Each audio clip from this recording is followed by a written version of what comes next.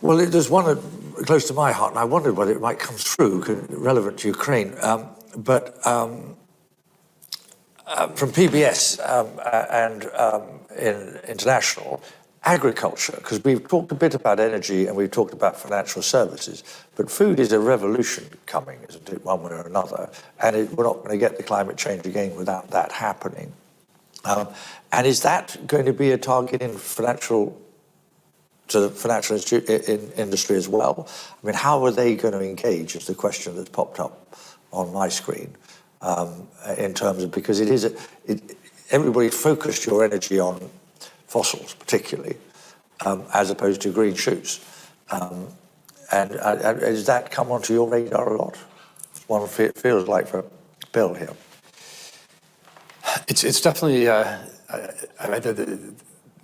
probably a lot of ways that we can look at agriculture. One is the role that the land can play as a carbon store. Yeah. And of course, when the rainforests are being burned, they're being burned in order to plant soybeans, yeah, or palm oil, and which is a tremendous release of carbon. So we could say, what's good for food security is bad for the planet. It's not that simple, of course, because there's other ways to use to capture carbon into agricultural soil if done properly, which can be a big extractor of carbon. So that's, but I think agricultural projects, apart from protecting rainforests or existing carbon sinks, are pretty low down the priority list for, at least from what we've seen from our clients, in terms of trying to have a carbon impact. Because it wasn't a voice barking very loudly at COP, I felt. And yet it's obviously such a massive issue, actually.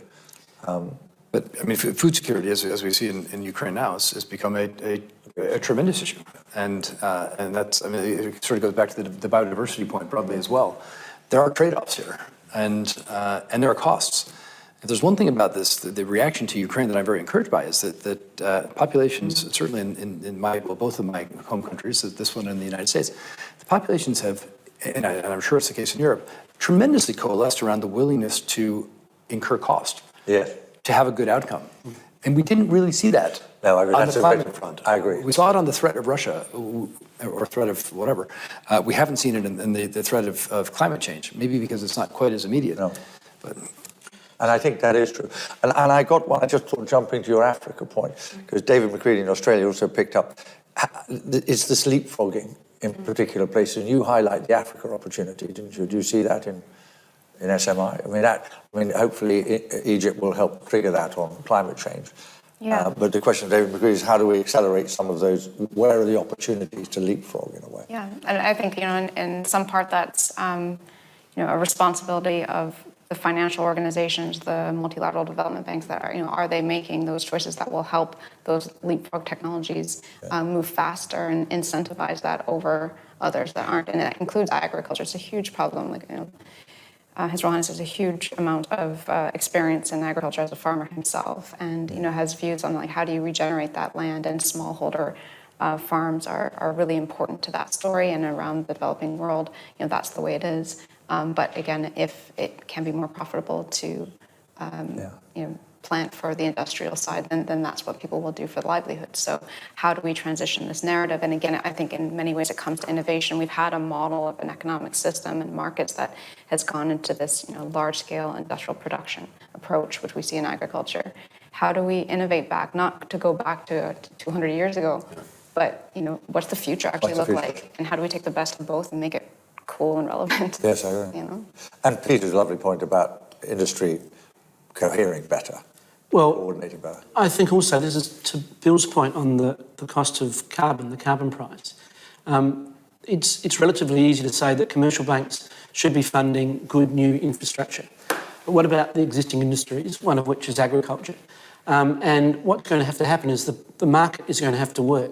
So for those businesses that aren't running their business in a carbon-friendly way, the cost of their capital, the cost of lending to them need to be higher than it is for those businesses that are seeking to do the right thing. So that's why I'm with Bill, that we need a market to be working for that to happen.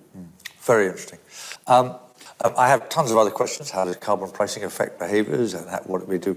Questions out of South Africa. I've got to say, we have guests and alumni, really, joining from Australia, from the UK, from Canada, from India, from Malaysia, from New Zealand, from Kenya to Singapore, to Jamaica, to Samoa, to Barbados, to Papua New Guinea, to Virgin Islands, Bangladesh, South Africa, Switzerland, Zimbabwe, Ghana, Chile, Indonesia, Romania, Germany. I mean, I won't go on, Hong Kong. I mean, wow. Remarkable list from around the world.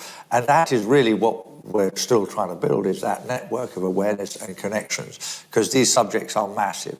And I've got a tumbling set of questions coming through. Well, if you stick them in Zoom, we'll see how we can respond and whatever it comes from that. But I should really spend my time thanking our three guests today, putting their time and energy into a hugely important subject and doing it in their other lives and bringing it into this session today. And thank everybody around the world for joining us today, and look forward to joining us on the next one coming up, I think, in a few months' time. So thanks for your attention, and really appreciate the time and energy and thoughts. Thank you. Appreciate it.